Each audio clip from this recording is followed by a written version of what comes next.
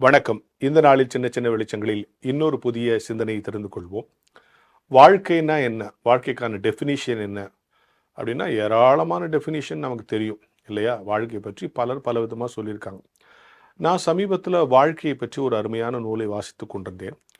அதில் ரொம்ப அழகான ஒரு செய்தி போட்டிருந்துச்சு. வாழ்க்கைன்னா என்ன தெரியுமா? உனக்கு கொடுத்திருக்கிற ஆயுள் நாட்களை அல்லது வாழ்நாட்களை உன் செயல்களால் எப்படி அணுகுகிறாயோ அதுதான் உன் வாழ்க்கை. உன்னுடைய ஒவ்வொரு நாளையும் நீ எப்படி அணுகுகிறாயோ அதுதான் உன் வாழ்க்கை. ஒரு நாளை நீ எப்படி பயன்படுத்திக்கிற, எப்படி உனதாக்கிக்கிற, எப்படி ஒரு நாளில் உன்னை நீ நிரூபிக்கிறாய், எப்படி ஒரு நாளை என்கேஷ் பண்ணிக்கிற, எப்படி ஒரு நாளை யூட்டிலைஸ் பண்ணிக்கிற, எப்படி வேணா வச்சுக்கலாம். ஒரு நாளை உன் செயலால் எப்படி உனதாக்கி கொள்கிறாயோ அல்லது ஒரு நாளில் உன் செயலால் எப்படி நீ ஒவ்வொரு நாளும் சாதித்து கொண்டிருக்கிறாயோ அதான் உன் வாழ்க்கை.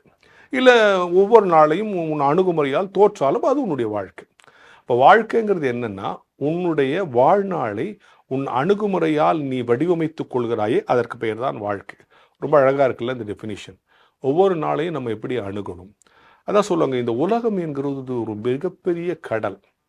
கடற்கரைக்கு நிறைய பேர் வருவாங்க. சில பேர் காற்று வாங்கிட்டு போயிடுவான், சில பேர் கிளிஞ்சல் பொறுக்கிட்டு போயிடுவான், சில பேர் சுண்டல் சாப்பிட்டுட்டு போயிடுவான், சில பேர் தற்கொலை பண்ணிக்க வருவான், சில பேர் கடலில் கால் நினைச்சிட்டு போயிடுவான், சில பேர் கடலில் இறங்கி மீன் பிடிப்பான், சில பேர் ஆழத்துக்கு போய் முத்து எடுப்பான்.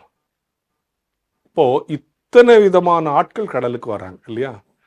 உலகம் என்கிற கடலில் நான் விரும்பின காற்று வாங்க போகிறவனா, கிளிஞ்சல் பொறுக்கி விட்டு போய்விட போகிறவனா, கால் நிலைத்து விட்டு போய்விட போகிறவனா, மீன் பிடித்து வியாபாரம் செய்கிற போகிறவனா, முத்தெடுத்து சாதிக்க போகிறவனா என்பதை நாம் தான் முடிவு செய்ய வேண்டும். எனவே கடற்கரையிலே காற்று வாங்கிட்டு சுண்டல் வாங்கிட்டு போறவனும் இருக்கிறான், கடலுக்குள்ள போய் முத்தெடுத்துட்டு வரவனும் இருக்கான், கடலுக்குள்ள இருக்கிற கனிமங்களை கண்டுபிடிக்கிறவனும் இருக்கான்.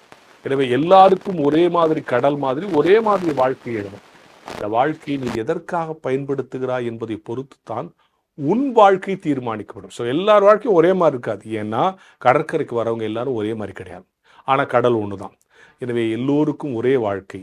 எப்படி அணுகுகிறோம், எப்படி ஜெயிக்கிறோம், எப்படி உள்வாங்கிக் கொள்கிறோம், எப்படி ஒவ்வொரு நாளும் நாம் சாதிக்கிறோம், இன்னும் சொல்ல போனால் ஒவ்வொரு நாளையும் நாம் எப்படி சந்திக்கிறோம் என்பதை பொறுத்துத்தான் நம் வாழ்க்கை தீர்மானிக்கப்படும் என்கிற ஞான வெளிச்சத்தோடு இந்த நாளை தொடங்குவோம்.